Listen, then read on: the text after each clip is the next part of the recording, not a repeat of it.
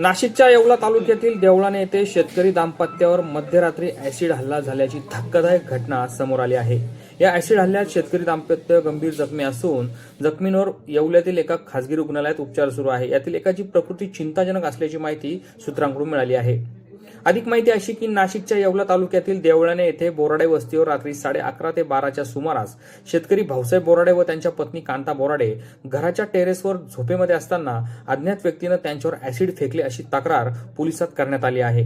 या घटनेत दोघे पती पत्नी गंभीर भाजले असून त्यांच्यावर येवल्यातील संजीवन हॉस्पिटल या रुग्णालयात उपचार सुरू आहेत। या घटनेची माहिती नाशिकचे जिल्हा पोलीस अधीक्षक डॉक्टर DS स्वामी यांना कळताच त्यांनी तातडीने रुग्णालयात भेट देऊन जखमींची विचारपूस केली।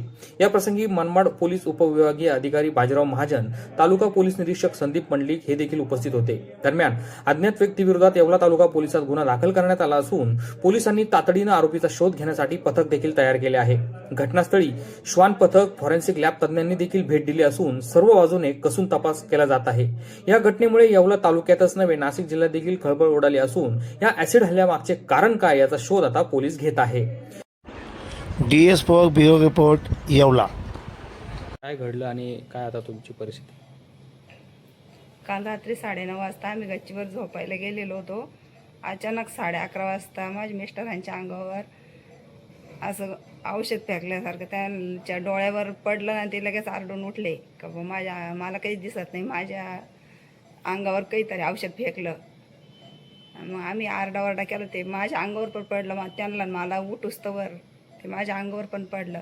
आम्ही आरडाओरडा केल्यानंतर माझी मुलं वर आले, मी दार उघडलं आणि आम्ही त्यांना चौघांनी धरून खाली आणलं।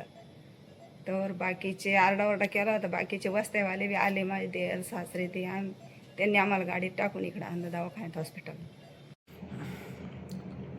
रात्री अंदाजे 12:30 ते 1 दरम्यान देवळाणे येथील एक शेतकरी दाम्पत्य श्री आणि सौ बोर्डे हे रात्री आमच्याकडे चेहरा आणि हातपाय भाजलेल्या अवस्थेत आले। चौकशी केल्यानंतर समजले की त्यांच्यावर घरी ॲसिड हमला झालेला होता।